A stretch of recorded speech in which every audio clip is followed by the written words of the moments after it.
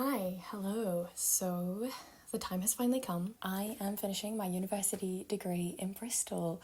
I've come to the end of my teaching, and it's kind of time to say goodbye to the city that I've lived in for the past 3 years. I will be honest, I was absolutely terrible at recording my final week in Bristol.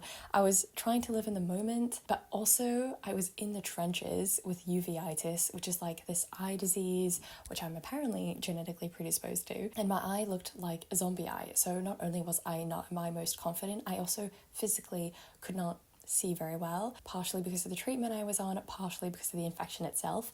And so I spent a lot of my time just trying to navigate, just trying to get around and not bump into things. So recording in a lot of ways was like the last thing on my mind. Everything just took so much longer than it normally does for me to do, from work to cooking. And it was just a painful process. I was just triaging my entire life and all of my priorities. However, I still wanted to pay homage to my time in Bristol. So let's do this. My final week in Bristol as best as I could capture it. I had a bucket list of things that I wanted to do before leaving, which I kind of did. I did at least 70% of it, mostly because of the constraints due to the aforementioned eye issue. But yeah, one of the things on the list that I really wanted to do was cash in on the Scales gift card that I was given for my birthday. So on Monday, I got myself together, got myself ready. First little trip out the house since the eye infection, venturing out into society. I went with my flatmate to Gales and treated myself to an iced matcha with oat milk and a cinnamon bun, which was delicious, and also dissertation work, because that's always a treat. After a really great work session, I went to support my university manager with a recruitment event for, it's kind of like a student tutor program that I'm part of. I'm like the manager of a bunch of student tutors, and so I'm helping recruit the new wave of student tutors for next year. The recruitment event is kind of like a massive group interview, which on the receiving end honestly sucks. I hated my group interview. I was not a big fan at all, but being the person to actually do the interviewing, it is very entertaining. And at the end, like, I would debrief with my manager and psychoanalyze people, and it was really enjoyable. It would be like, oh yeah, that guy, yeah, he had some good qualities, but he did talk over almost every woman at the table constantly, and that was really fulfilling for me. I think I missed my calling. So that Monday, it was St. Patrick's Day, and one of my flatmates is half Irish, so naturally we had to go grab a drink, but in our own way, because we did not want to partake in the rowdy behaviour that was going on King Street. So we went to this really cute boat pub called The Apple, and we were some of the only patrons there, and we played Jenga and talked about our futures and had really deep conversations, and honestly it was the perfect evening. It was so sweet. On Tuesday, I headed to Will's library to continue my fun and exciting work, partially my dissertation and partially a lot of administrative stuff I needed to get done. I also found out that I got accepted into Geneva Graduate Institute that day, which was very exciting. I have now made my choice about where I'm going to university, but at the time I was really relieving to have one more option on the table and be able to think about it. I had a very windy but sunny lunch at Cabot Tower. Another thing checked off the list. I used up a Costa gift card that I had been given ages ago, so I think I got like a cheese toastie and a chai latte, and it was really delightful. I'm also reading this book called It Begins With You, 9 Truths About Love, which is kind of like a self-help book and just has made me very reflective. And if you add on just me being generally reflective about the fact that I'm leaving Bristol soon, I was bordering on an existential crisis after that lunch. In the afternoon, I had another 3-hour psychoanalyzing recruitment event session, which was very entertaining as usual. And in the evening, I had a meeting with my campaigns team, because I am the Student Action for Refugees campaigns coordinator. For long, not for long, I will soon be handing over my title and my responsibilities to someone else. I'm really excited to leave the role. I feel like I've done the best that I could. I've contributed. I've been in this role for 2 years, so I think it's ready for some fresh meat, ready for someone else to take over and with a fresh perspective. But at the same time, I'm so proud of everything my team has built and that we've done together, and it's really sad to be leaving them, and it was just such an enjoyable group. Yeah, it was the last meeting in person, and so it was very bittersweet. The first half we just spoke about business, and the second half we were just chatting about our lives and our futures and what everyone's going to do next year, which was very special, and everyone was just so kind and validating, and it was a really lovely way to end things. It's Wednesday, and we're going back to Yale's because they have such a lovely working space actually, and a really big window, which is perfect for both light and people watching. This time I worked on my social care admin because my main part-time job is a social care administrator. Yeah, so I did that before heading to Royal Folk Gardens for lunch, another outdoor lunch, very lovely. I had a delightful meal deal. Honestly, although I have a love-hate relationship with meal deals, I'm really gonna miss the option because it is very UK centric. It's a very UK idea and I'm going to miss. After lunch, we had our Student Action for Refugees AGM, and I officially handed my title over to someone who was voted in as the new campaigns coordinator, a very deserved individual, so that was very exciting. I then headed to Second Page, which is the secondhand bookstore that I have had on my list for the longest time, and I just never went, and I finally went, and I was so excited. It was really cute. I spent ages perusing, like at least an hour, which was a very long time for me. I was trying to find the book Braiding Sweetgrass because I saw online, like on their website, that they were selling that book, but they sold it the day before. So unfortunate. So I ended up buying Half of a Yellow Sun by Chimamanda Adichie instead, because that book has also been on my to be read list for the longest time. So I was like, this is a sign, I'm buying it. When I got home, I'm not gonna lie, I panicked a lot about how little I packed / the absence of any packing at all having occurred. So I spent like an hour just violently throwing things into boxes, freaking out a bit. And then in the evening, I went to dinner with at my friend's house. She invited me over. We had pasta. We had lovely deep chats. The evening extended way beyond my bedtime, but finally went home, went to bed. Thursday, and I'm truly starting to panic about the number of things I've committed to. I ended up baking brownies at 7 a.m. because I had my final debrief with my student tutors that I was managing, and I had promised to bring sweet treats, which I thought was a really sweet idea, but one I had planned very little for. And so when I woke up that morning, I was like, oh my God, I have to bake them some sweet treats. Something I'm wanting to do more of is go the extra mile and make people smile, make their day with small little gestures. And so this was one of the ways in which I was like, I can do this. This is really a really easy, not huge effort task to do. And I felt really joyful about it until I had to wake up at 7 a.m. and actually do it. And then I felt very little joy in the making of them. But I got to serve still warm brownies to my tutors, and they were so happy and so sweet and grateful that it made it all worth it. And yeah, honestly, they were an absolute hit. Got great feedback on them. I was in such a panic around time that I don't think I even took a photo of the final product, but you'll just have to trust. They came out really nicely. And then I was walking along the street and I accidentally bumped into a friend, and she ended up inviting me to coffee with a bunch of her friends. And it was such a beautiful day. It was 19 degrees and sunny, unheard of in March in the UK, completely surreal. I was repping a crop top, which is so crazy for me because I'm always perpetually cold. So I was like, yeah, I'll come with you guys. And we sat out in the sun outside a cafe. I had another iced matcha. I had so many iced matchas this week. It was just a beautiful time. I just photosynthesized, met some really sweet people, had some nice conversations.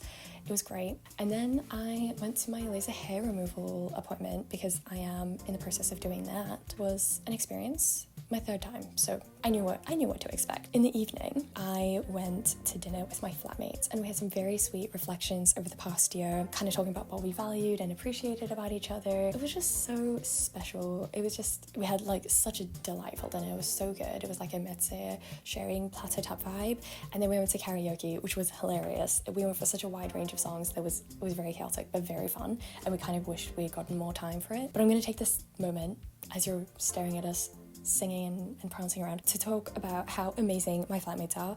It was my first time living with only girls, and honestly it was like living with found family. Throughout the year, these women have been my absolute rock, and we have been each other's biggest support systems, critics, and sources of joy and humor.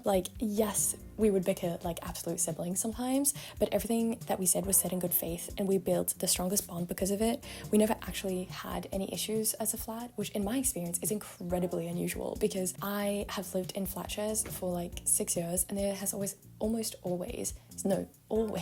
been some sort of huge issue, huge drama, huge problem, huge incompatibility, but we did not have that at all, which was so lovely. We learned so much from each other in terms of self-love and value, and for that, I'm going to be eternally grateful to them. This was the last time we would hang out as flatmates, just the four of us, so it was honestly a very emotional evening, but I know we'll be in each other's lives for a long time. So on Friday, I spent the morning grabbing coffee with a friend. Once again, more deep talks as per usual. That was like the theme of last week, deep conversations. Very emotionally draining, but very lovely. And then I did more social care admin work. That afternoon was my official farewell to all my lovely friends in Bristol. It was initially meant to be a potluck picnic in a park, but the weather ended up being completely shit. Of course, the one day of the week I went to do something outside, so we ended up having like the potluck picnic in our living room, which was really nice because it allowed the event to just extend way beyond how long it was meant to last. It ended up being a 10-hour event.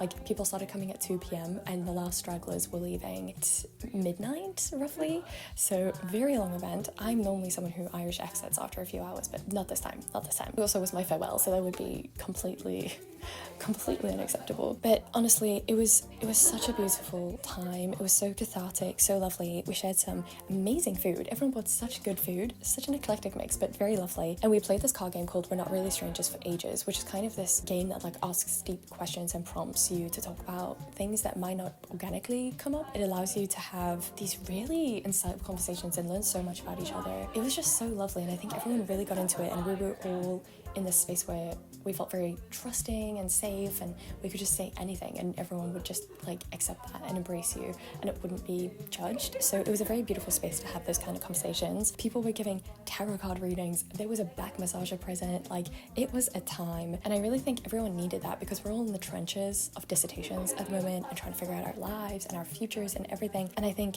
it was such a great time for people to come together, to get stuff off their chest, to take a break from work, to socialize with other human beings, and to allow ourselves to take a really decent chunk of time away from our routine. And everyone was so like-minded, and even people who hadn't met before just got on so well, and it brought so much joy to me that evening.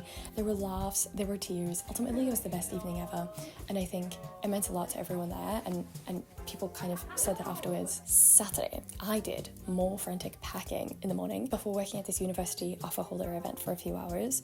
It really just ended up being me talking with my colleague for a while. It was a very relaxed event, but it was very wholesome. I rushed home, did more packing, almost done, I swear, almost done. That's what I was telling myself. Basically done, basically 2/3 finished. And then in the evening, my partner arrived. He'd driven all the way from Paris to Bristol with the car because that's how we were loading all my stuff up the next day. We ended up going out for dinner to this really lovely pizzeria, having lovely chats, and then more conversations with my flatmates when we got home because it was officially my last evening. I then had my final sleep in my now very bare bedroom. We woke up very early on Sunday to pack the car, and of course ended up finishing 45 minutes later than when we were meant to leave, which is always the case, but that's fine. And one of my friends came by to say goodbye, and so she ended up helping, and my flatmates ended up helping. So honestly, I think if we hadn't had that support, it would have taken even longer. So very grateful for that. It was very sweet. We somehow managed to fit my entire life into the sedan, God knows how, and close the doors, which was a huge feat, and even fit in my plants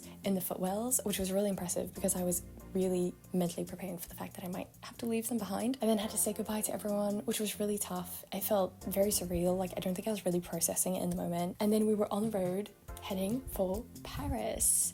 It was a 9-hour drive, during which I entertained my partner with random deep questions and riddles. So he was obviously thoroughly entertained. We took the Eurotunnel to get to France, which was an experience. It was so bizarre, like a very novel experience. I'd never done it before. Obviously I've taken the Eurostar, but I've never taken the Eurotunnel with a car. Then we finally arrived in Paris in the evening, and we had to carry everything up 5 flights of stairs because Paris apartments, no elevators in the buildings, the usual. It was a nightmare. It was honestly a huge nightmare, but we did it. That is all I will say on the matter, apart from the fact that I was just very sweaty and exhausted by the end. My time in Bristol is over. I think the last few weeks were so fast-paced that I had really little time to process everything, and so now I'm having to retroactively process everything. There were so many emotions compounded in such a small period of time, such a small space of time, that I think I had to leave some of it for later so I could at least still continue with my day today without being like crushed under the weight of all these conflicting emotions. I really learned so much during my time in Bristol. Academically, of course, I think I've become far more knowledgeable in my area of interest. I feel really comfortable expressing my knowledge, expressing my opinions, sharing information with others. I think that's a really good feeling to have. However, I've also learned so much about myself, what I value about life. Community was such a core part of my time in Bristol. I found so many like-minded individuals and felt so seen and so understood. It just really helped me flourish as a person to meet so many people who thought like me, but also in other ways completely challenged my viewpoints on life. This is a slight derailing of Bristol because he didn't live in Bristol, but I'm also so grateful to my partner for supporting my dreams, being a voice of reason when I had times of doubt, and reading every essay I ever wrote, every single essay, and all 10,000 words of my dissertation multiple times, and literally driving 2 full days to help me move all my stuff from Bristol to Paris. That is just amazing, and I'm so appreciative and so grateful. Obviously, Bristol wasn't just like roses and sunshine. It was really challenging. I had huge moments of loneliness, of self-doubt, of conflict, of complete uncertainty with what I was doing. There were a few times where I was like, should I even be here? What am I doing? But I think like I had such a solid support system to get me through that, which is really what made it so special. And I think because so much of it was university related, I could just knock on someone's door and they would be going through the exact same thing, and we could just have a breakdown together, and it was great. I have so much to be grateful for and so much to look forward to, but I think I also just need some time to process and appreciate what the last 3 years have actually meant to me, and that time shall be taken. It shall be taken after my dissertation and my essays are submitted. Then I shall allow myself to process and break down. I do plan on talking about these kind of reflections in the future, maybe closer to graduation, which is in July, but right now I think I just need to sit in the uncomfortable feelings of uncertainty and loss and just general rumination before I can even try fathom putting it all into words, because right now it's just like random vibes inside my head. Thank you, Bristol, for everything. It'll always have a special place in my heart. Thank you so much for watching. I hope this was interesting for you. Indeed, I am in Paris now. I'm not going to be for long because I'm going traveling for like 4 months, but Paris is my new home. I'm hopefully going to be studying at Sciences Po from September, which is really crazy. I'm very excited. Yeah, it's very new, so I've not processed it fully, but hopefully we'll be living here with my partner, studying at Sciences Po, living my best life. More on that later. This is really more just about Bristol and wrapping up a chapter. There's no moral to this. I feel like normally I try to have a moral to the end of my videos. You can draw from this whatever you want, but I just really wanted to share my final thoughts and my final week, or the remnants of like what I could scrape together. Thank you so much for watching. I hope that you have a lovely day or evening or week or life, and I will maybe see you in the future.